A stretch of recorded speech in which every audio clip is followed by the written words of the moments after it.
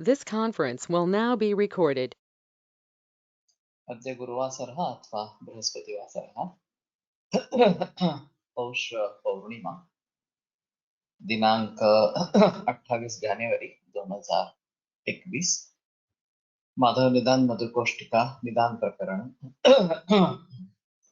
व्यास लक्षण शंखं चक्रं जलरुकान् चारुदोर्भिश्चतुर्भिः सूक्ष्मस्वच्छातिहृद्यांशुकपरिविलसन् मौलिमं भोजनेत्रं कालाम्भोदोज्ज्वलाङ्गं कटितटविलसच्चारुपीताम्बराढ्यं वन्दे धन्वन्तरिं तं निखिलगदवनप्रौढदावाग्निलीलम् प्रौढदावाग्निलीलम् ब्रह्मणो हि समारब्धाम् आत्रेयाद्येषु पूजिताम् अस्मदाचार्यपर्यन्तां वन्दे गुरुपरम्पराम् आयुर्वेदरतं वन्दे माधवाख्यं महागुरुम् आयुर्वेदामृतं सर्वं शिष्येभ्यो यः प्रदत्तवान् द्रष्टा ज्ञानी दृष्टकर्मा कृतकर्मा तथैव च अध्यापको विषक्श्रेष्ठो महान् संशोधकस्तथा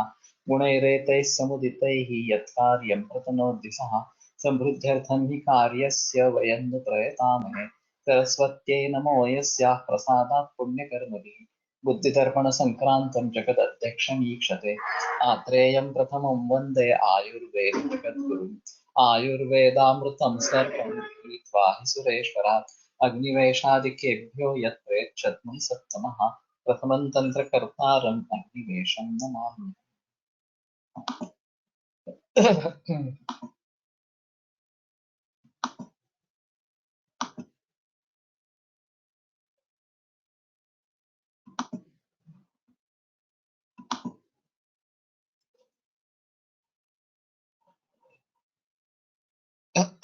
आत्मानस्तम्भरोक्षस्फुटनविमथनक्षोभकं प्रतोदाः कण्ठध्वंसावसादौ श्रमकविलपनं स्रंसशूलप्रभेदाः पारुष्यं कर्णनादो विषमपरिणतिभ्रंश दृष्टिप्रमोहाः विस्पन्दोद्धृष्टनानि ग्लपनम् अशयनं ताडनं पीडनं च। तर्हि भ्रंशदृष्टिप्रमोह विस्पन्द उद्घट्टनानि विस्पन्द परिस्पन्द स्पन्द एतैः पर्यायैः स्पन्दशब्दः तत्र निर्दिश्यते। तर्हि किञ्चित् स्फुरणं तत्र भवति। स्पन्दन इस प्रकार का प्रतीत होता है। उद्घट्टन ये अस्थि पर अस्थि इस प्रकार का आकर आ जाता है तो एक प्रकार की पीड़ा होती है, एक प्रकार का आवाज इस प्रकार का इसमें आता है। ग्लपनम अशयनम सुतलानी और नींद नहीं आना। ताड़नम पीड़नं ताड़न जैसी पीड़ा, पीड़न जैसी, दबाने जैसी इस प्रकार की पीड़ा ये दिखाई देते हैं। नामोन्नामो, नाम और उन्नाम, नाम यानी कि नीचे झुक जाना, आगे झुक जाना, और उन्नाम पीछे, अंतरायाम बहिरायाम ये जो बताते हैं वातु व्याधि। तो ये विनमन ये वात का इस प्रकार का लक्षण है और ये कुछ हद तक मूत्र व स्रोत से जुड़ा हुआ इस प्रकार का है। विलास नामक का खास करके कहना था कि ये मूत्र व स्रोत से जुड़ा इस प्रकार का है। तो नामो नामो विषादो सो विषाद ये भी एक प्रवृत्त वात का लक्षण है। विषाद से रोग बढ़ता है, रोग बढ़ता है तो फिर से विषाद आ जाता है। ये एक कॉमन विशेष सर्कल है, लेकिन इसके बीच में ये वात का लक्षण है, वात का प्रकोप होता रहता है। ये एक बात ध्यान में रखनी इस प्रकार की है, रखने सी है, ताकि डिप्रेशन के बारे में हम वात शमन के बारे में सोचे, खास करके अभ्यंग शिरोधारा इस प्रकार का जो है वो उसके बारे में सोचे।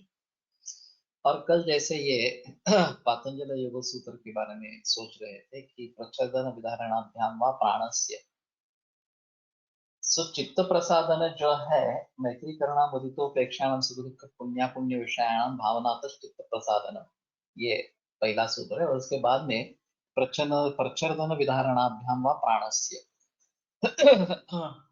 तो प्रच्छर्दन बाहर हवा छोड़ना और फिर विधारण वही कुंभक करना, इससे भी चित्त प्रसादन होता है। तो विषाद से बाहर निकालने के लिए वही कुंभक का अभ्यास करना जरूरी इस प्रकार का होगा। मैंने जैसे कल बताया कि मैंने कोशिश की अभी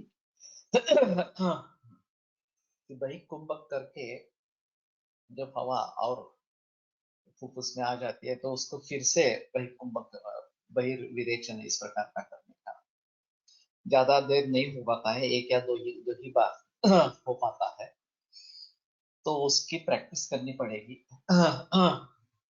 कि जो वायु की अशुद्धियां मल स्वरूप वायु है वो फुफ्फुस में आता होगा, उसको बार बार बाहर निकालना है।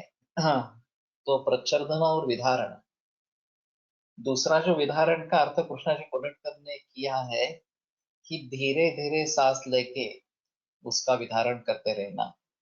और किसी का उदाहरण उन्होंने दिया है वहां पे, केवलानंद सरस्वती मेरे ख्याल वो इस प्रकार से करते थे। तो वो भी एक दीर्घ श्वसन, इस दृष्टि से दीर्घ श्वसन और दीर्घ विरेचन, सांस लेते समय भी बहुत धीमे धीमे लेते रहना, तो विधारण इस प्रकार का हो जाएगा। और छोड़ते समय धीरे धीरे छोड़ना और फिर उसमें वही कुंभ करने की कोशिश करना, ये एक अहम चीज इसमें रहेगी। तो ये विषाद के लिए डिप्रेशन के पेशेंट बहुत है और ओजक क्षय होता है, ओज वृद्धि करने की दवा देनी पड़ती है, ये अलग हुआ।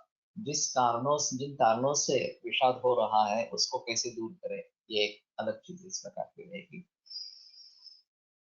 और फिर उसको न्यूट्रल स्थिति में लाना और फिर हर्षण की तरफ लेके जाना, ये आवश्यक होगा।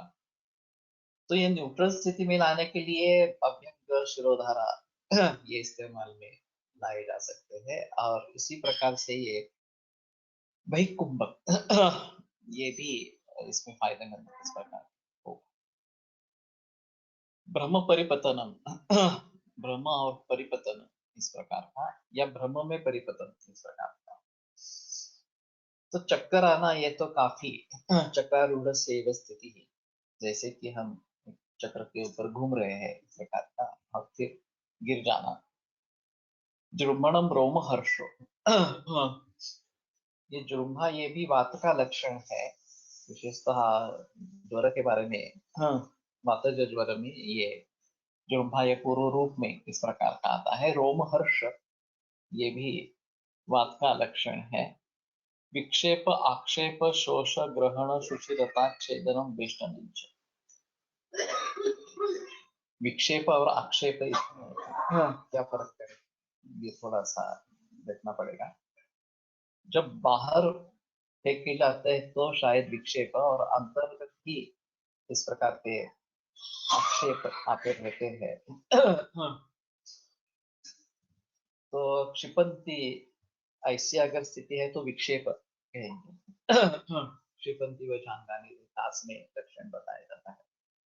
और अंदर ही अंदर वर्त वगैरह इस प्रकार के जो होते हैं, या कुछ फेंका जा रहा है अंदर इस प्रकार की प्रतीति होगी, तो शायद वो आक्षेप इस प्रकार के रहेंगे।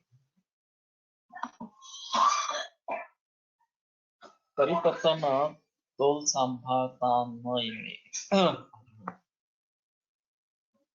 एक्चुअली पतन मूल शब्द है, और परि उपसर्ग से उसमें कुछ अंतर होता है नहीं होता है तो बताना मुश्किल होगा। तो ले सकते हो कि बैलेंस नहीं कर सकते हैं और गिर जाते हैं अपने आप। खास करके डीएमडी जो है मस्कुलर डिस्ट्रोफी, उसमें ये लक्षण दिखाई दे देता है कि 4-5 बरस के लड़कों में ये शुरुआत होती है और चलते-चलते अपने आप गिरने लगते हैं। और फिर पिंडिका का साइज बढ़ जाता है और सीपी के लेवल करेंगे तो सीपी के लेवल बहुत हाई इस प्रकार के आते हैं। तो जनरली इसी के आधार पर निदान हो जाता है, बायोप्सी भी करते हैं, लेकिन एक बार निदान होने पर हाँ एलोपैथी में बताया जाता है कि 18-19 बरस तक की आयु रहेगी और वो भी क्रिपल्ड इस प्रकार की रहेगी। और कहीं भी इसका इलाज नहीं है वगैरह वगैरह। तो मेंटेन तो होते हैं और मेरे यहाँ 26 बरस तक जिंदा रहा है युवा, लेकिन फिर भी ये काफी मुश्किल इस प्रकार का है। और पिंडिका का बड़ा हो जाना ये इसमें एक अहम इस प्रकार का है। दातार गुरु जी ने इसके बारे में कुछ बहस की है। उनके कहने में विरुद्धाहार ये अगर मेन कारण है तो उन्होंने कुछ दवाइयां वहां पे सजेस्ट की है और इससे ठीक होते हैं ऐसा बताया है। तो देखना पड़ेगा अगर इस प्रकार से कोई मरीज दातार गुरु जी की चिकित्सा से ठीक हुए हैं तो वैसे स्नेहन स्वेदन वगैरह तो करते रहते हैं। लेकिन इस प्रकार का गिर जाना ये स्यूडोमस्कुलर डिस्ट्रोफी इसमें काफी इस प्रकार का दिखाई देता है। विक्षेप आक्षेप शोष पर्टिकुलरली मांस शोष ये डायबिटीज में दिखने वाला या राजयक्ष्मा में दिखने वाला इस प्रकार का लक्षण दिखाई देता है। ग्रहण तो ग्रह ग्रह और ग्रहण स्तंभ जैसे बताया था, तो स्तंभ में रुक जाना इस प्रकार का है और ग्रह में अटक जाना इस प्रकार का है। कटी स्तंभ का परिणाम चलने में दिक्कत इस प्रकार का होगा। कटी ग्रह ऐसा बोलेंगे तो वहां जकड़न है इस प्रकार का होगा। मैंने वो नानल सर की केस बताई थी, बाबू नानल सर की कि बहुत अमीर इस प्रकार का मरीज था और घर AC, car AC, office AC, एक एसी से दूसरे एसी में चले जाना इस प्रकार से। और अमवात की शिकायत थी, शरीर में स्वेलिंग था, पेन था। तो नानल सर ने कहा ये सब बंद कर दो एसी वगैरह जो है और धूप घर में आने दो वगैरह वगैरह। और स्वेदन ये प्रधान चिकित्सा है। तो वो भले बड़े गर्व से बता रहे थे कि मेरे पास घर में 2 बड़े रेफ्रिजरेटर है। तो नानल सर ने कहा क्यों, क्या करते हैं? तो बोले ऐसा है कि एक तो मैं सब्जी वगैरह दूध सब रखता हूँ एक रेफ्रिजरेटर में, और दूसरे रेफ्रिजरेटर में कपड़े रखता हूँ और आइस कोल्ड कपड़े इस्तेमाल करता हूँ। ये क्रेजी इस प्रकार के मरीज हो सकते हैं। तो नानल सर ने कहा ये सब बंद करवा दो और स्वेदन ये प्रधान चिकित्सा रही। उनको काफी अच्छा रिलीफ मिला। बम्बई वाले थे पेशेंट, वापस बम्बई जाना था तो बोले कि मैं नाटक देखना चाहता हूँ, पुणे में हूँ। तो नानल सर ने फिर भी सुझाव दिया है कि आप बालगंधर्व में मत जाइए, भरतनाट्यम देखने जाइए, जो कि एयर कंडीशन नहीं है। अभी मुझे मालूम नहीं, उस समय तो एयर कंडीशन नहीं था, लेकिन ये जिक्र करके फिर भी बालगंधर्व में गए और रात 12 बजे वहां पे जकड़ गए, कुर्सी से उठ ही नहीं पाए। तो फिर नानल सर को रात में फोन किया, उन्होंने कैसे फोन उठाया मालूम नहीं, लेकिन उठाया और फिर बताया कि ठीक है अभी हॉट वाटर बैग लेके आओ घर से और सिकाई करो, तभी वो उठ पाएंगे, स्तंभ दूर होगा।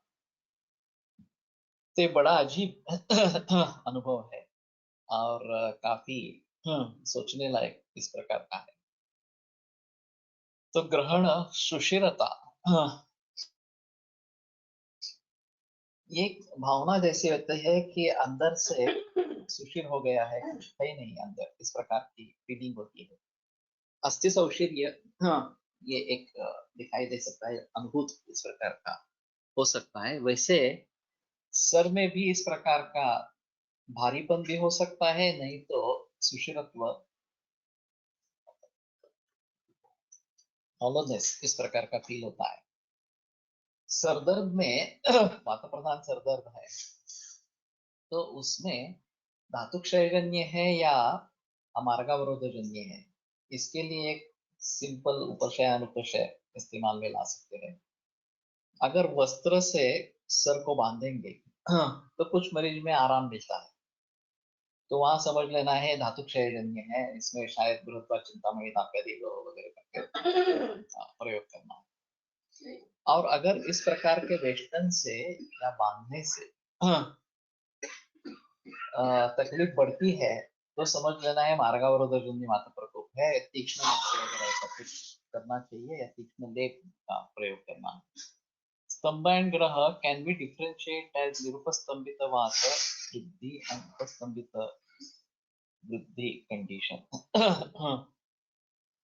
उपस्तंभित जो है वो अवरोध के जरिए है, हाँ, और यह अवरोध किसी भी चीज का हो सकता है, आम का भी हो सकता है, या फिर कफ वगैरह का हो सकता है, या धातु रस रसादि धातुओं का इस प्रकार का हो सकता है, और वो भी साम हो सकते हैं। तो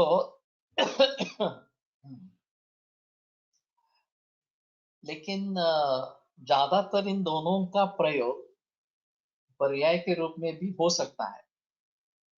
जब अतिसार की बात करेंगे, हाँ, या अवष्टंभ की बात करेंगे, मलावष्टंभ की बात करेंगे, तो उसमें स्तंभ का शब्द का प्रयोग है। गतिमंत जो द्रव्य है उसको रूप का देना इस प्रकार, गतिमंत भाव के बारे में। और ग्रह जो है वो अवयव में होने वाली इस प्रकार की चीज है। जैसे रक्त स्तंभन, हाँ, ये गतिमान रक्त गतिमान भाव है, और उसमें स्तंभन इस प्रकार का हो गया। शायद जब विस्कोसिटी ब्लड की बढ़ती है और क्लॉट्स होने लगते हैं, तो उसमें हम स्तंभ के बारे में सोच सकते हैं, और विस्कोसिटी को बढ़ाने कम करने के लिए जैसे कि अभी ये एस्पिरिन का प्रयोग होता रहता है, उस प्रकार से कुछ उष्ण तीक्ष्ण इस प्रकार की दवाइयां जो इस प्रकार के स्तंभ को दूर करेगी। और ग्रह का मतलब ज्यादा अवयवों से इस प्रकार का, कटि ग्रह, मन्याग्रह, ये काफी कॉमन इस प्रकार के हैं, तो स्तंभ का प्रयोग वहां पे नहीं करें। लोग करते हैं स्तंभ, ग्रीवा स्तंभ या कटि स्तंभ ऐसा बोलते हैं, लेकिन मुझे लगता है कि गतिवंत भावों के लिए स्तंभ और अवयवों के बारे में ग्रह ये करेंगे तो ज्यादा बेहतर है।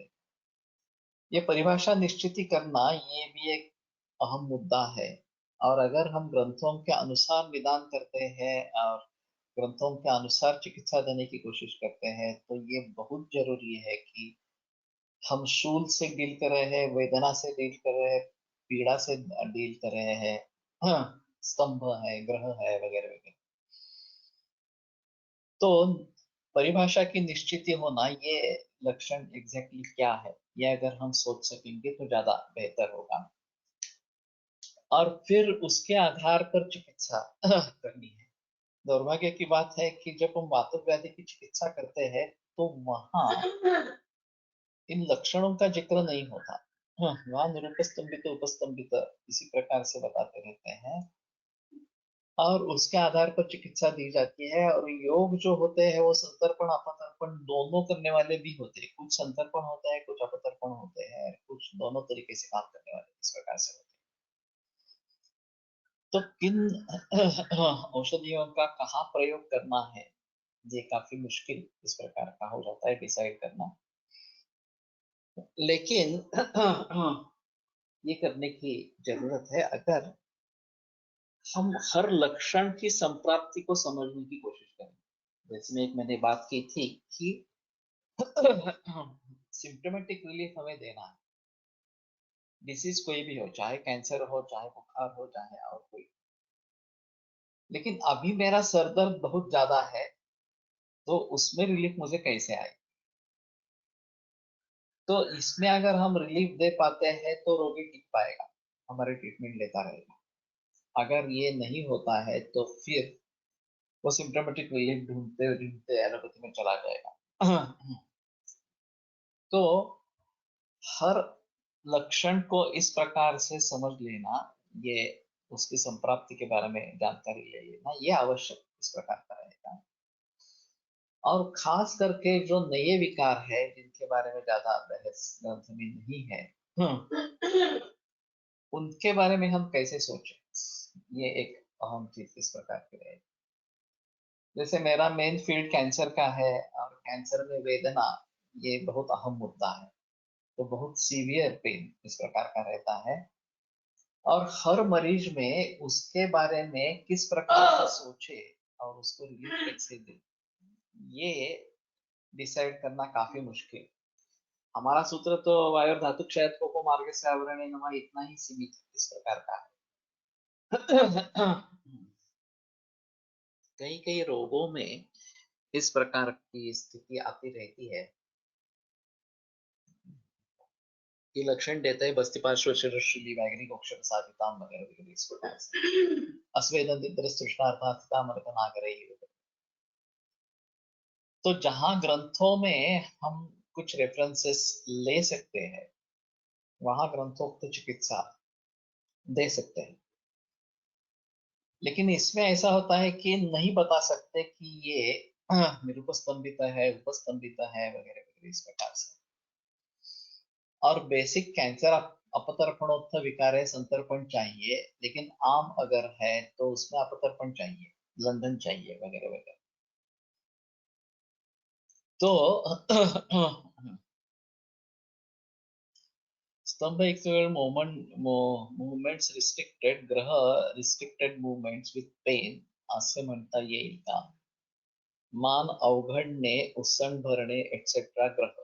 वही मैं कह रहा हूँ कि अवयवों से संबद्ध जो है वो ग्रह कहेंगे, और गतिमान जो भाव है उनके बारे में स्तंभ कहेंगे, ज्यादा बेहतर इस प्रकार का रहेगा। तो ऐसी अवस्था में जजमेंट कर पाना और फ्रॅक्चर आहे, नंतर हालचालच करू शकत नाही, तिथे तुम्ही काय करणार? काय स्तंभ? स्तंभच म्हणायला पाहिजे, मी ग्रह म्हणायला पाहिजे खरं तर. पण ही आणखीन वेगळी कंडिशन आहे, म्हणजे हा ग्रहस्तंभ म्हणण्यासारखं नाही, शूल असंच करणार आहे. सुशिरत्व, how to define clinically without x ray? ये फील होता है, मरीज बताते हैं कि पोकड़ पोकड़ वाटता इस प्रकार से। तो अभी तो हम ये बोन डेंसिटी स्टडी करवा सकते हैं, और उसमें सुषिर तत्व का पता चल जाता है। Vitamin D3 deficiency associated with low bone density, ये इसको हम कह सकेंगे सुषिरत्व है इस प्रकार से। लेकिन लोग बताते हैं कि ऐसा पोकड़ इस प्रकार का या अंदर सुशिर इस प्रकार का फील होता है। तो जब होता है तो ये धातु क्षयजन्य वात प्रकोप है ऐसा समझकर संतर्पण ब्रोहण इस प्रकार का देना है। तो वेस्टर्न जो मैंने बताया कि ये भी अच्छी चिकित्सा इस प्रकार के पिंडिकोद वेस्टर्न काफी कॉमन सिम्टम है। और अगर स्नेहन करके लोकरे के वस्त्र से वेस्टर्न करते हैं तो काफी फायदा होता है, वो पिंडिकेट वेस्टर्न कम हो जाता है। Mostly the bone with osteoporotic change is painful on deep palpation।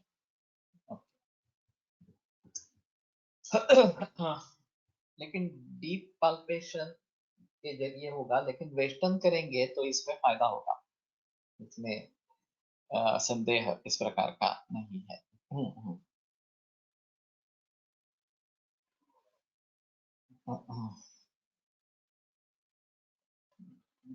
सुशिरता छेदनम western, छेदन और वेस्टर्न ये भी बात का लक्षण है।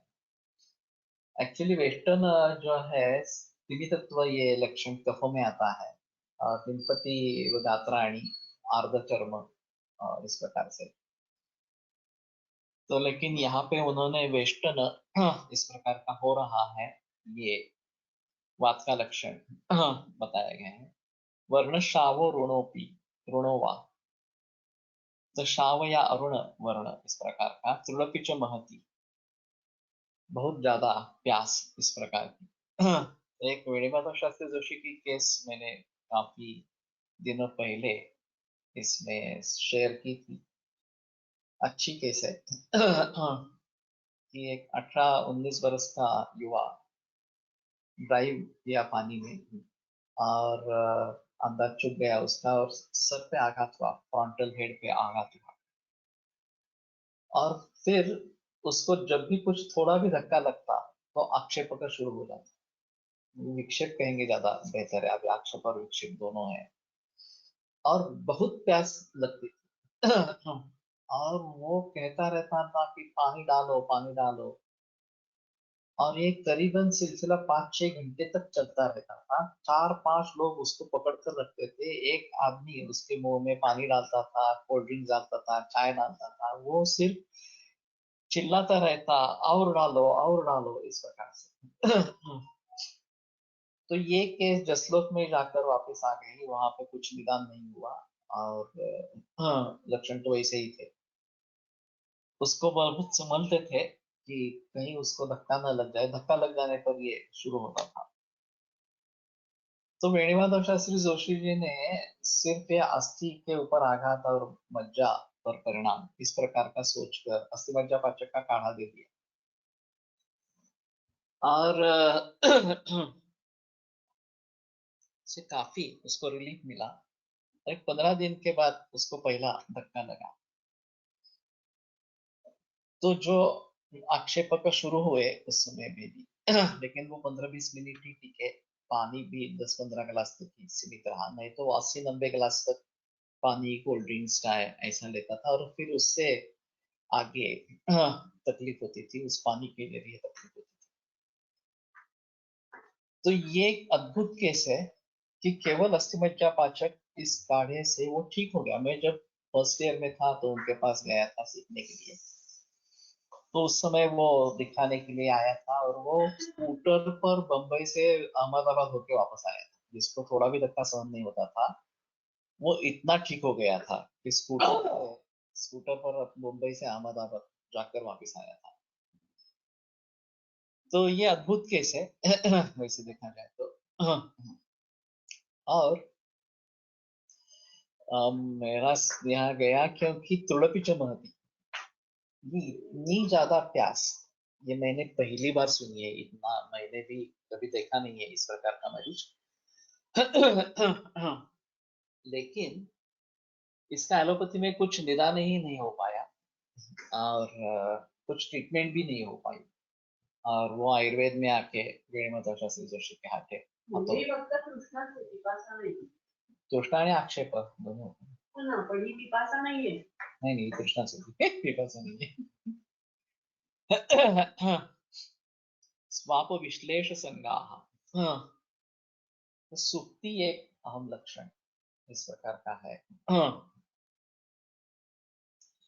खास करके स्केलेटन में, हड्डियों में, स्केलेटन हड्डियों में जो डिसीज होते हैं, इसमें स्वाप लक्षण पाँव में नीचे आ जाता है, या प्रमेह में, हैंसन्स में ये लक्षण इस प्रकार का दिखाई देता है।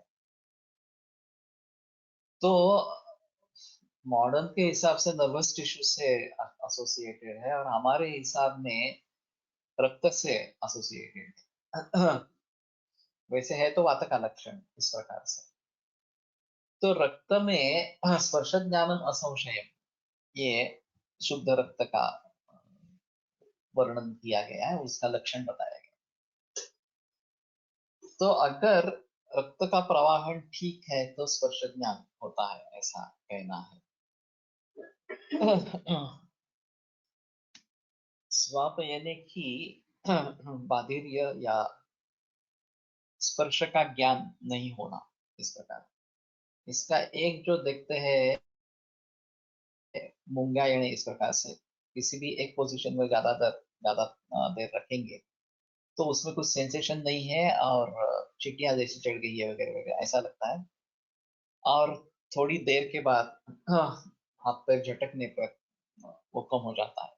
सुक्ते आणि चिमचिमायन प्लीज एलेबोरेट। चिमचिमायन जो है वो झिंझिना इस प्रकार का रहता है, जैसे मैंने अभी ये लक्षण बताया झिंझिनायन इस प्रकार के। उसमें दूसरा भी एक है, रोमहर्ष के साथ इस प्रकार के चिमचिमायन ये होता है। और सुक्ति में स्पर्श ज्ञान अच्छा नहीं होता।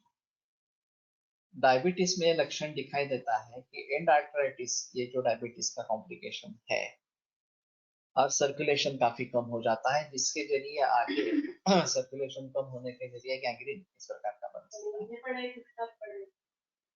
दोन्हीकडे पडू शकतो, डायबिटीज मध्ये पण आहे आणि कुष्ठामध्ये पण आहे। ये कुष्ठ में भी इस प्रकार का हैंसन्स में पर्टिकुलरली सुप्ति लक्षण बहुत ज्यादा इस प्रकार का दिखता है। तो वो जमीन पर चल रहे हैं तो भी ऐसा लगता है कि गद्दी पर चल रहे हैं। तो ये टिपिकल लक्षण है, डायबिटीज में दिखाई देता है।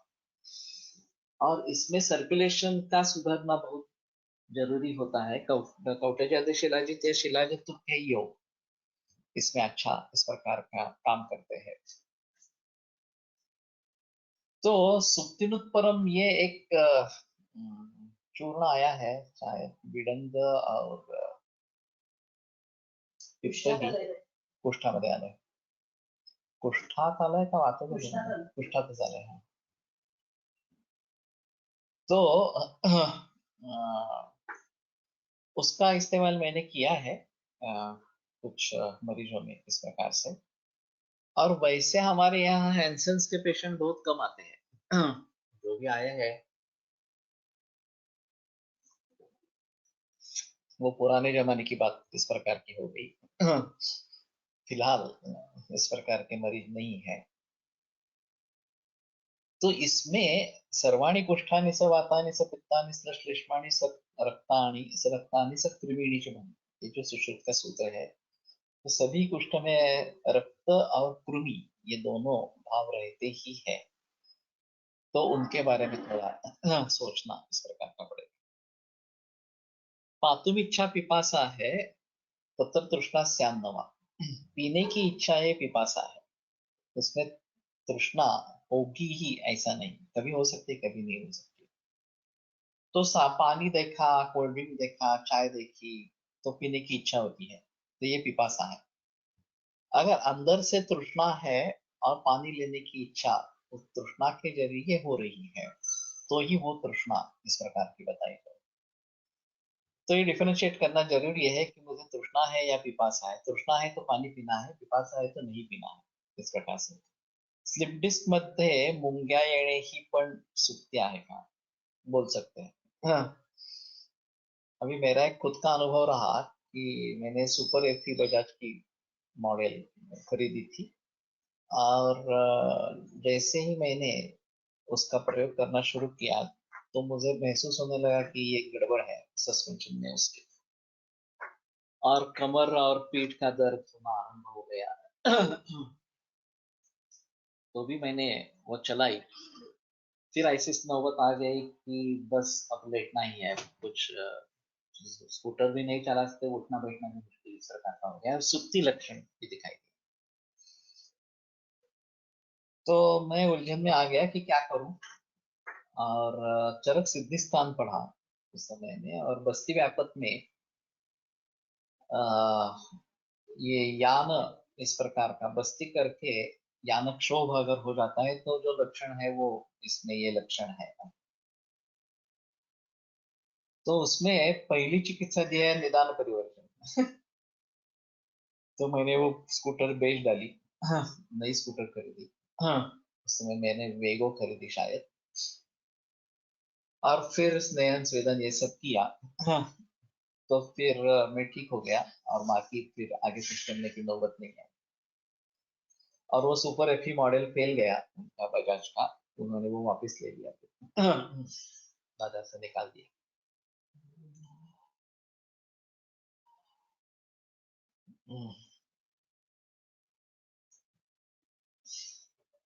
मुनिम्ब निम्ब त्रिफला पद्मकाति विशाखणा मूर्वा पटोद द्विनिशा पाठा तिक्तेन्द्र मारुणी सकलिंग वचास्तुल्या द्विगुणाश्च यथोत्तर लीह्यादन्ति त्रिवृत ब्राह्मीश्चूर्णिता मधुसर्पिषा कुष्ठमेह प्रसूतीनां परमं स्यात् तदौषधम्। ये कहाँ से लिया है? कुष्ठ चिकित्सा अष्टांग हृदय। दूसरा एक पाठ है, वो तीन ही द्रव्यों का है। वराविडिंद कृष्णा, हाँ याच्याच पुढे आहे का? वराविडिंद कृष्णा ये भी है। तो चाहे इसका या पहले वराविडिंद कृष्णा, इज इट भूनिम्बादि चूर्णेन कुष्ठ, या पॉसिबल है स्लिप डिस्क मध्ये। हाँ, तो कुष्ठ प्रमेह प्रसूति, कुष्ठमेह प्रसूति नाम परमं स्यात् तदौषधम्। तो इसका काफी, ये पूरा पाठ तो मैं नहीं इस्तेमाल कर रहा हूँ, वराविडिंद कृष्णा इतना ही कर रहा हूँ, शायद ये एक अच्छा रहेगा।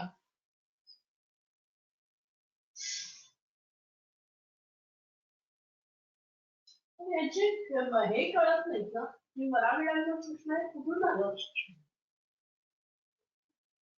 तो ये सब तुल्य भाग लेने हैं, निम्ब निम्ब वगैरह वचातर और द्विगुणाश्च यथोत्तरम दंती त्रिवृत ब्राह्मी ही चूर्णिता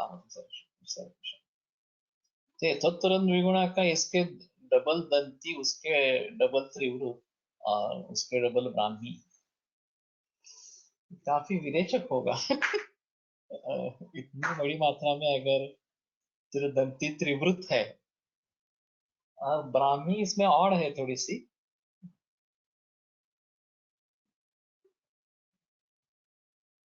हाँ, और इंद्रवारुणी भी है। हाँ, और वराविडंग कृष्णा, ये तो सिंपल पाठ है, इसमें तो विरेचक कुछ नहीं है।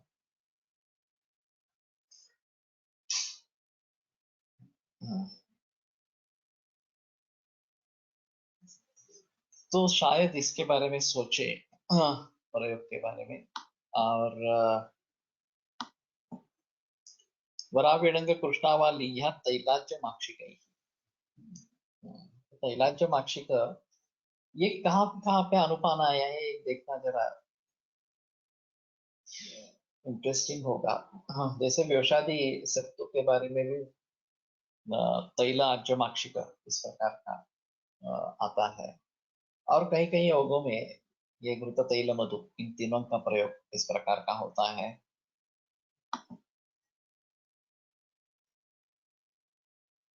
और मध्य आलय, ये तो सही है, तो ये भी ले सकते हैं वो पूरे पाठ के जगह। शाखावात हरम आशा फलश्रुतीचा एक कल्प आलेला आहे वाक्मयमध्ये, तो कोणत्या अवस्थेमध्ये वापरा? ये जो दूध के बारे में है ये जिक्र, एक शफ का जो है वो शाखावात हरम परम किस प्रकार का है, और शाखावात हर दूसरा जो योग बता रहे हो मुझे अभी याद नहीं है। तो शायद इन अवस्थाओं में उसका प्रयोग कर सकेंगे। शाखागत वात म्हणजे काय घ्यावं? शाखाओं में वात, शाखा रक्तादय त्वच, ये जो है तेजोवादी चूर्ण है। ओके। तो रक्त से लेकर त्वक तक जो भी शाखा इस प्रकार की बताई गई है, उसमें अगर वात का प्रकोप है तो ये तेजोवादी चूर्ण या दूध में भी एक है, अस्तिन्यास्थैर्यकृत बाणम उष्णत्वैकशपम लघु शाखावातहरम साम्लम, साम्ल लवणम इस प्रकार का। उष्णन तो एक शफम लघु, एक शफ जो है ये गर्दभ, गर्दभी वगैरह इस प्रकार का और शाखावातहरम एक शफत से दुग्ध। तो ये शाखावातहर इस प्रकार का बताया। पणसरकर जी का इस तरीके से ध्यान जाता था, देखो ये शाखावातहर इस प्रकार का बताया गया है। तो ये तो मेरा कंठस्थ था शाखावातहर इस प्रकार का। लेकिन कहाँ पे इस्तेमाल करना है ये काफी मुश्किल इस प्रकार का रहेगा। लेकिन कुष्ठमेह प्रसुप्ति नाम, कुष्ठमेह और प्रसुप्ति, इसमें ये एक अहम इस प्रकार की चीज रहेगी।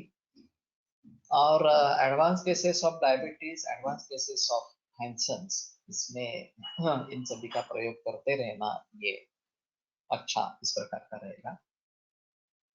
और वैसे हमें इन रोगों में काम करना चाहिए। अभी डायबिटीज की मैंने सीरीज शुरू की है और सीआरएफ के बारे में बोल रहा हूँ। और सीआरएफ के बारे में बोलते बोलते जो आयुर्वेद के लिए आयुर्वेद नहीं करना, ये जो डॉक्टर्स बता देते हैं आयुर्वेद की दवा लेंगे तो किडनी फेलियर और बढ़ेगा, हो जाएगा वगैरह वगैरह, बाकी मरीजों में आयुर्वेद की दवा लेंगे तो किडनी फेलियर होगा, यही बताते रहते हैं।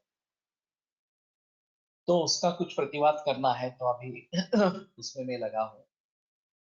और एलोपैथी जो अभी ऑर्गेनिक केमिस्ट्री से उभरी है वो तो पूरी अननेचुरल है। पहले जमाने में ताम्र, लोह, रौप्य वगैरह का प्रयोग एलोपैथी में भी होता था, वनस्पतियों का भी प्रयोग होता था। मूल झाल्यावर गाढविणीचे दूध दिले जायचे, पाय मजबूत व्हावेत म्हणून, असे ऐकले आहे।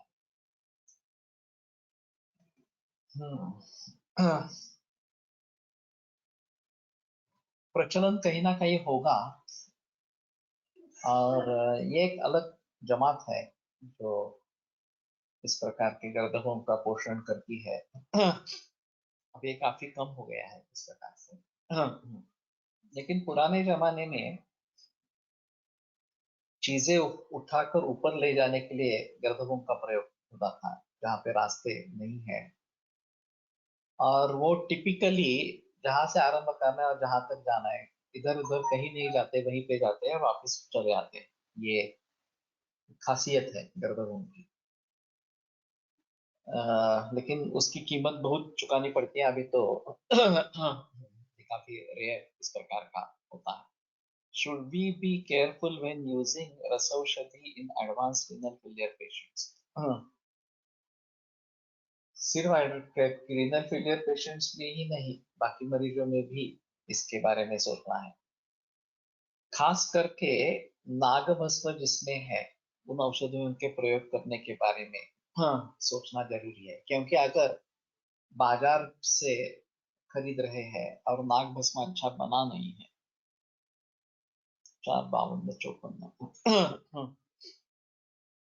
तो कई दफा ऐसा भी होता है कि अभी सुशिक्षित है लोग, तो वो नेट में जाकर उसके इंग्रेडिएंट्स देख लेते हैं। मैंने बेंगलोर में किसी मरीज को गर्भपाल रस बता दिया, तो दूसरे दिन उसका मुझे ईमेल आया कि इसमें नागभस्म है, हम कर सकते हैं क्या गर्भिणी अवस्था में, इस प्रकार से। मुझे तो उस समय याद भी नहीं था कि उसमें नागभस्म है। तो मैंने कहा कि ठीक है, अगर अच्छी भस्म बनती है तो कोई प्रॉब्लम नहीं रहता, मैं पुणे से भिजवाता हूँ। तो मैंने पुणे से वो भिजवाया था। कहने का तात्पर्य अर्थ ये है कि लोग परस्पर भी उसका एनालिसिस कर सकते हैं। और एनालिसिस होने के बाद उसमें अगर नाग मिला, चाहे संयुक्त फॉर्म में मिला, और कुछ भी लक्षण नहीं है, तो भी वो उनके लिए एक हथियार बन जाता है कि देखो ये इस प्रकार से लेड का इस्तेमाल कर रहे हैं, लेड से पॉइजनिंग होता है और ये बातें होती है वगैरह वगैरह। और इसमें एक मुद्दा, अहम मुद्दा है जिसके बारे में ज्यादा जिक्र नहीं हुआ है, कि वैसे भी लेड पानी में, जमीन में इस प्रकार का है। शुरू में ऐसा हुआ था कि ब्रेस्ट मिल्क में 700 टाइम्स लेड पाया गया, जापान में। और फिर उस पर संशोधन शुरू हुआ कि इतना लेड कहाँ से आ रहा है। तो पता चला कि पेट्रोल लेडेड था और ऑटो इफ्लुएंट्स के जरिए पूरा वायु प्रदूषित हो रहा था, और वो फिर फसल में जाके, फसल के द्वारा या दूध में वगैरह जाके जब शरीर में पहुंचता था तो उसकी मात्रा काफी बढ़ जाती थी इस प्रकार से। तो उसके ऊपर काफी खोज हुई और फिर अनलेडेड पेट्रोल आ गया। अभी अनलेडेड पेट्रोल है, तो ये तरीका बंद हो गया जिससे लेड का पॉइजनिंग हो रहा था। लेकिन उसमें भी कितने मरीजों में लेड पॉइजनिंग के सिम्टम्स देखे थे वो एक अलग चीज है। अभी लेड एसिड बैटरीज इस्तेमाल में है और उनका डिस्पोजल ठीक नहीं है, तो उससे भी लेड अंदर जाता है पानी में, धूप, जमीन में, और उसके जरिए पौधों में वगैरह वगैरह इस प्रकार से जाता रहता है। हाँ, मैं जर्मनी जब गया था तो उस समय में एक केस बहुत चर्चे में थी कि जर्मनी में किसी एक व्यक्ति को सिर्फ शंखपुष्पी लेने पर लेड पॉइजनिंग और पॉइजनिंग हुआ, रिचर पॉइजनिंग हुआ, और उन्होंने वो ढूंढ के निकाला कि ये लेड पॉइजनिंग ही है और इसी दवा से हुआ है। तो ये आयुर्वेद को कोसने के लिए एक अच्छा मुद्दा मिल गया एलोपैथी को। और फिर उसमें बारे में काफी बहस हुई। बाद में ये पता चला कि ये शंखपुष्पी सिरप जो बना था वो उत्तर प्रदेश में बना था, और रोड साइड ग्रोन इस प्रकार की शंखपुष्पी थी, और ये ऑटो इन्फ्लुएंस के बारे में द्वारा ही हुआ था इस प्रकार से। इसमें आयुर्वेद का क्या संबंध है? वैसे शंखपुष्पी में लेड का क्या संबंध है? शंखपुष्पी और लेड, अगर हम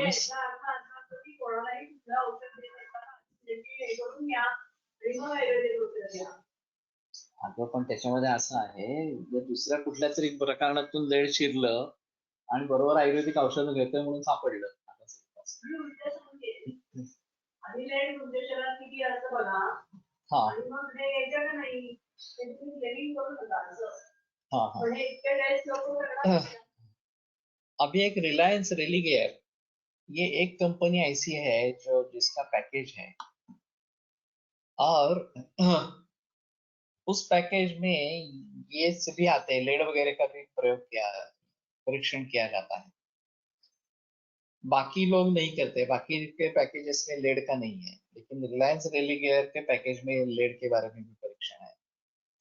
और अगर आप आयुर्वेदिक की दवा ले रहे हैं और ये रिलायंस रेलिगेयर के द्वारा ये संशोधन किया गया, इन्वेस्टिगेशंस की गई और उसमें लेड पाया गया, तो फिर आपके ऊपर आरोप लगाना शुरू हो जाता है। जैसे वेजिटेरियन नॉन वेजिटेरियन के लिए ग्रीन डॉट या रेड डॉट देते हैं, वैसे ही प्योरली हर्बल और औषधि के लिए भी डिफरेंट मार्क होगा तो अच्छा रहेगा प्रिस्क्राइब करते वक्त।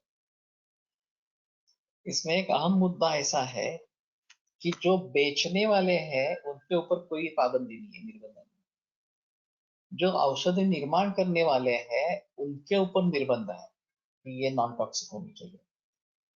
इस हादसे के बाद गवर्नमेंट जाग उठी और फिर टॉक्सिसिटी स्टडी होना जरूरी है, खास करके विदेशों में जो दवाइयां जा रही है उसके बारे में टॉक्सिसिटी स्टडी होना जरूरी है। ये हो गया। लेकिन ये वनस्पति औषधियों के बारे में मैं जो मुद्दा उठा रहा हूँ, ये फ्री रेडिकल, इस प्रकार के जो रेडिकल्स लेड के आएंगे, जो ऑटो इन्फ्लुएंस आएंगे या फिर लेड एसिड बैटरीज के जरिए आएंगे, वो फ्री रेडिकल्स रहेंगे। और स्वर्ण भूपति या फिर गर्भपाल रस वगैरह जिसमें नाग है या त्रिबंध वगैरह, उसमें वो संयुग फॉर्म में आएंगे, वो फ्री रेडिकल्स नहीं रहेंगे। तो पहले तो इन दोनों में डिफरेंशिएट करना। अगर दवा अच्छी बनी है तो वो सेपरेबल नहीं रहेगा, वो लेट्स कंपाउंड में है इतना ही महसूस होगा और सिम्टम्स नहीं होंगे। लेकिन नागभस्म अगर अच्छा तैयार नहीं हुआ है और वैसा ही इस्तेमाल किया है तो उसमें फ्री रेडिकल्स आने की संभावना है। और ये बाकी प्रदूषण करने वाले जो भाव है उनमें तो फ्री रेडिकल्स आते ही है, इसमें कोई संदेह ही नहीं है ना। या प्रकारचे औषधच नाही आहेत ना, ऑर्गॅनिक केमिस्ट्री सगळी. एलोपैथी में अभी ये कुछ नहीं है. मेरे कहने का मतलब है कि इतनी सारी चीजें हम विष, जिसको कहते हैं पॉइजन कहते हैं, वो खाने पीने से जा रही है, पानी में जा रही है. अमेरिका में मुझे बताया गया कि अगर ये बॉयलर बॉयलर से पानी तब तो होके आता है नहाने के लिए प्रयोग में आता है, लेकिन हमें पानी गर्म करना है तो बॉयलर का पानी नहीं इस्तेमाल, उसमें लेड आ जाता है. ये अजीब चीज है. बॉयलर का पानी अगर हम पिएंगे तो लेड पॉइजनिंग होगा. पानी गर्म करना है तो गैस स्टोव पर पानी गर्म करके पीना है, तो उसमें लेड नहीं आएगा. ये अजीब चीज है. लेकिन ये मैंने सुना कि अमेरिका में इस प्रकार की स्थिति है. बॉयलर में क्यों आता है ये भी ढूंढना पड़ेगा, इस प्रकार का पानी गर्म. पर वैसे बॉयलर काफी कॉमन है, हर घर में बॉयलर होना ही है. ठंड इतनी रहती है कि गर्म पानी पाने की जरूरत रहती है पूरे दिन रात, इस प्रकार से. तो कहने का तात्पर्य अर्थ ये है कि मैं अभी उस श्रृंखला में बोलूंगा इसके बारे में कि पानी से, अन्न से जो लेड जा रहा है उसके बारे में कोई जिक्र नहीं करता, कोई पूछता भी नहीं है. इतना हम विष खा रहे हैं हर रोज, सभी समाज खा रहा है, उसके बारे में किसी को पता नहीं है. और जब किसी औषध में ये पाया जाता है तो गहजब हो जाता है कि क्या आयुर्वेद वाले ऐसा ही करते हैं, बिगाड़ देते हैं, किडनी फेल हो जाती है. मैंने कोरोना समय एक मरीज एडमिट था, मेरा नहीं था. दूसरे एक वैद्य का था. उम्र भी काफी ज्यादा थी, 75 80 80 इस प्रकार की होगी. तकलीफ कुछ और थी. हाँ. और आयुर्वेद की दवा पे ही थे. तो उनके कोई रिश्तेदार डॉक्टर, एलोपैथी के डॉक्टर देखने के लिए आए. और क्या तुम आयुर्वेद कर रही हो तो तुम्हारे किडनी फेल होगी. क्या केस है, किस प्रकार के सिम्टम्स है, संबंध है क्या, तुम आयुर्वेद ले रही हो तो तुम्हारी किडनी फेल ही होगी. ये इतना निश्चय पूर्वक उन्होंने बता दिया सभी लोगों के सामने, सभी रिश्तेदारों के सामने. मैं भी था. मैंने कहा एक बार ऐसा करिए, आप रीनल पैरामीटर्स चेक करिए. किडनी फेल है ना आप बोल रहे हैं ना, तो एक बार चेक करिए. तो क्रिएटिनिन कुछ 2.1 और यूरिया कुछ इस प्रकार का था, लेकिन वो तो बीमारी से जुड़ा था, इसका कोई संबंध नहीं था. वो पेशेंट अच्छे थे और आयुर्वेद में श्रद्धा रखने वाले थे, उन पर कुछ असर नहीं हुआ, वो ठीक होकर चले गए वहां से. लेकिन ये इतनी मूर्खता है कि आयुर्वेद की दवा ले रहे हैं तो किडनी फेल होगी ही, और आयुर्वेद की दवा ले रहे हैं तो पहले लेड करो. रिलायंस रेडिगेल वैसे भी दे रही है लेड का है, तो सीधा भेज देते हैं. कि अगर एक यहाँ पे हादसा हुआ था, आशुतोष नानल की मरीज थी. एक्चुअली मरीज थी एक्चुअली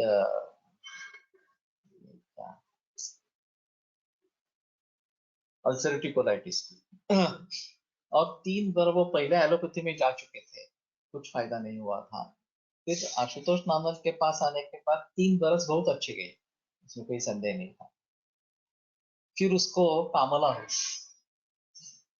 और ये सब सिलसिला चल रहा था जबकि ये लॉकडाउन था. इस प्रकार. तो कामला होने के बाद उसको ने एलोपैथी में दिखाया. तो जैसे ही उन्होंने सुना कि अल्सरेटिव कोलाइटिस था और 3 बरस से आयुर्वेद की दवा ले रहे हैं, तो उन्होंने डिक्लेयर कर दिया ये आयुर्वेद की दवाइयों से हो गया. कामला जो हुई है वो आयुर्वेद की दवाई से हो. मरीज की परिस्थिति बहुत बिकट इस प्रकार की थी. बिलीरुबिन काफी हाई था और दिख तो रहा था कि ऑटोइम्यून इस प्रकार का है. इन्फेक्टिव हेपेटाइटिस ऐसा ही था, लेकिन रुद्रपता कमाला तो नहीं थी, लेकिन ऑटोइम्यून डिसऑर्डर जैसा था. लेकिन केएम वाले ने तो बोल दिया कि नहीं नहीं ये तो आयुर्वेद की दवाइयों से हुआ है, इस प्रकार से. वो उलझन में आ गए. फिर किसी ने मेरा नाम सुझाया तो मेरे पास आए जमीन सदाशिव वाले। तो मैंने कहा कि पेशेंट केईएम में एडमिट है, केईएम दूसरे किसी डॉक्टर को कुछ आने ही नहीं देती, इस प्रकार से इन्वॉल्व ही नहीं होने देती। तो आप अगर वहां से डिस्चार्ज लेंगे तो ही कुछ पॉसिबल इस प्रकार का होगा। तो उन्होंने डिस्चार्ज लेके पुनरुस में लेके आए। जब मैंने मरीज देखा तो वो ड्राउजी हो गई थी। तो मैंने कहा कि काफी मुश्किल है, ये कोमा में चली जाएगी और बचने के चांसेस कम है। उम्र बहुत कम थी, 32 की उम्र थी। तो आपको अगर एलोपैथी में जाना है तो एलोपैथी में जाओ। अगर हमारी ट्रीटमेंट करनी है तो मैं ट्रीटमेंट करूंगा, लेकिन पता नहीं ये कितना टिक पाएगी इस प्रकार से। फिर अच्युत जोशी से बात किया, अगर एलोपैथी में दाखिल करना है तो कहाँ पे। तो वो बोले कि सिर्फ एमजेएन में एडमिट कर सकते हैं, बाकी सभी कोविड के हैं, तो बाकी कहीं चांस नहीं है। तो बोले कोविड की टेस्ट हुई है क्या। मैंने उनसे पूछ लिया तो बोले कोविड की टेस्ट हुई है, निगेटिव है, लेकिन हमें हमारे पास रिपोर्ट नहीं है केईएम में। अंगेस मेडिकल डिस्चार्ज लेके आए थे। तो बोले कोई चारा नहीं, एडमिट करेंगे, कोविड की टेस्ट करेंगे, 24 घंटे कुछ भी नहीं होगा। और फिर उसके बाद में उसके बारे में सोचेंगे ट्रीटमेंट क्या देनी है अगर कोविड निगेटिव आया तो। मैंने कहा कि ये तो काफी मुश्किल है। और फिर आगे क्या होगा, ऑटोइम्यून डिसऑर्डर है तो एलोपैथी में भी क्या होगा ये भी मुश्किल है कथा बताना। तो फिर उन्होंने निश्चय कर लिया कि ठीक है यहीं पे पुनर्वसु में ही रखेंगे, और उसी रात उसका देहांत हो गया। अभी ये सब देखकर हैरानी होती है कि क्या लेना देना है, मरीज को ठीक करना हमारा कर्तव्य है, एक दूसरे पर इस प्रकार से इल्जाम लगाने से क्या फर्क पड़ता है, क्या मालूम होता है। जब मैंने उसके पति से बात की, वो 32 बरस की औरत थी और दो बच्चे थे छोटे। तो उसने कहा कि मुझे विश्वास है आयुर्वेद में, और पहले तो हम 5 लाख रुपए अल्सरेटिव कोलाइटिस के लिए एलोपैथी में खर्च कर चुके थे, उसका कुछ फायदा नहीं होता। आशुतोष नानक की ट्रीटमेंट से 3 बरस अच्छे गए। हमारी ये मूर्खता रही कि उसके पास आने के बजाय हम केई में चले गए, काम ना हुई इसलिए। और फिर ये सब सिलसिला सिलसिला शुरू हो गया इस प्रकार से। तो मैंने आशुतोष से बात की तो बोला कि ये ब्लेम गेम चल रहा है, मुझे ट्रीटमेंट करने में कोई दिलचस्पी नहीं है, आप अगर ट्रीटमेंट करना चाहते हैं तो आप ट्रीटमेंट करो। लेकिन मैं ट्रीटमेंट नहीं करने वाला इस प्रकार से। तो फिर इस प्रकार का नतीजा निकला। जब तक मैंने केस देखी नहीं थी तो मुझे भी पता नहीं था। जब मैंने केस देखी और ये ऑटो इम्यून है ये पता चला, और तंद्रा बढ़ गई थी, तो मैंने कहा कि ये काफी मुश्किल है, और वैसा ही हुआ कि उसका देहांत हो गया। तो अभी इसके बारे में बहुत सजग होना जरूरी है। और ये जो बात कह रहे हैं ग्रीन डॉट, ये तो मैं नहीं मानता। रसौषधि हो या वनौषधि हो, वनौषधि में भी इस प्रकार के, और ज्यादा परेशानी ये है कि जो भी लेड पॉइजनिंग, सभी जो केसेस मिले हैं वो सिर्फ लेड पॉइजनिंग के लिए। इतने बड़े पैमाने पर पारद का प्रयोग किया जा रहा है, सभी रसौषधि में पारद है, कहीं भी पारद के मर्क्यूरी की टॉक्सिसिटी के केसेस नहीं मिल रहे हैं, सिर्फ एंड सिर्फ लेड पॉइजनिंग के। तो उसके बारे में भी सोचना पड़ेगा। और ये फ्री रेडिकल्स है, बहुत कम मरीज ऐसे हैं जिनमें सिम्टम्स है लेड पॉइजनिंग। पण हे जर लेड पॉइझनिंग झालं असेल तर त्याला दुरुस्त करण्यासाठी आपण काय करू शकतो असा काय विचार आहे? त्याला काही नाही करू शकणार, जर औषधातनं लेड पॉइझनिंग झालं तर त्याच्याविषयी विचार करायला लागेल. नाही लेड पॉइझनिंग झालं असेल तर त्याला आपण नागाची शुद्धी ज्याच्यामध्ये त्रिफळा वगैरे त्यांचा काहीतरी विचार करायला. ये बताना मुश्किल होगा। विशेषज्ञ चिकित्सा करनी पड़ेगी, ऐसा ही उसमें रहेगा, और सिम्टम्स के आधार पर रहेगा। लेकिन फ्री रेडिकल्स और कंपाउंड इसमें फर्क होना जरूरी है। जैसे मैंने बताया कि कंपाउंड्स में अगर लेड अच्छा नहीं बना है, नागवस्म अच्छी नहीं बनी है, तो प्रॉब्लम हो सकते हैं। तो इसलिए भरोसेमंद का ही प्रयोग करें। जो अच्छी तरीके से काम करते हैं उन्हीं का नागभस्म प्रयोग करें। और मैं तो अभी बताता हूँ सभी के बारे में 6x का ही प्रयोग करें। मैं सूक्ष्मीकरण पर इसी के लिए आ गया कि रसौषधि सभी, चाहे स्वर्ण सूचकर हो, चाहे आरोग्यवर्धिनी हो, चाहे और कोई चीज हो, जो भी प्रयोग में लानी है वो सूक्ष्म करके ही लानी है, 6x करके ही लानी है। तो इसमें एलिमेंट नहीं मिलेंगे। चिलेशन थेरेपी करता ये सुना है मैंने। चिलेशन थेरेपी वैसे हिमोग्लोबिन भी ज्यादा बढ़ गया, ज्यादा ट्रांसफ्यूजन होते रहते हैं और फिर सैचुरेशन होता रहता है, तो वहां भी चिलेशन करते हैं। Allopathy does chelation therapy for lead poison, ठीक है। लेकिन ये नौबत ही नहीं आई है, क्योंकि एक मुद्दा उठाकर ये हेवी मेटल पॉइजनिंग इसके बारे में जिक्र करते रहते हैं। तो इसके बारे में हमें सावध इस प्रकार का होना है, और इसीलिए मैं ये 6x के ऊपर आ गया। ठीक है, अभी रुकते हैं और कल आगे बढ़ाएंगे। आयुर्वेद प्रकांडो निगदित इह हि शल्यतंत्र प्रधानः शिष्येभ्यः शाश्वतोऽयं निखिलजनकृपा व्याप्तचित्तेन येन आयुर्वेदस्य वाञ्छन् पुनरपि भुवने काञ्च सुष्ठु प्रतिष्ठां श्रेष्ठं धन्वन्तरिं तं प्रणमति च सदा वैद्यवर्गो हि नूनम्। मुझे भी पता नहीं है चिलेशन थेरेपी क्या है, लेकिन मेरे मरीजों में होते हुए देखिए। जैसा एक छोटी लड़की थी मेरे पास, 5 बरस की, और उसका हीमोग्लोबिन ड्रॉप होता था और 5 के नीचे भी चला जाता, तो ट्रांसफ्यूजन देते थे। तो हर महीने में ट्रांसफ्यूजन देना पड़ता था। ऐसा बहुत वर्षों से सिलसिला चल रहा है। और एलोपैथी में काफी जगह पे दिखाया, चेन्नई में जाकर दिखाया, कुछ फायदा नहीं हुआ। और फिर ज्योतिषी को दिखाया तो उसने कहा है कि 8 बरस के बाद ये सुधरेगी, और 8 बरस के बाद डेली सुधर गई। मेरी दवा चल रही थी, एलोपैथी की दवा चल रही थी, लेकिन कुछ फायदा नहीं हो रहा था। अचानक वो सुधरने लगी। लेकिन आश्चर्य कि 6-7 महीने अच्छे गए और फिर से वो दोहराना शुरू हो गया। अभी फिर से चल रहा है, तो अभी स्टेरॉइड पे रखा है। तो स्टेरॉइड पे रखने से भी कुछ फायदा नहीं हुआ है। सूक्ष्मीकरण कितनी ग्राम भस्म शर्करा कितने वेळ घोटने will post on JSPC regarding chelation sir. Okay, इसके बारे में भी बता देंगे, सूक्ष्मीकरण के बारे में बीएसएससी में पोस्ट करेंगे।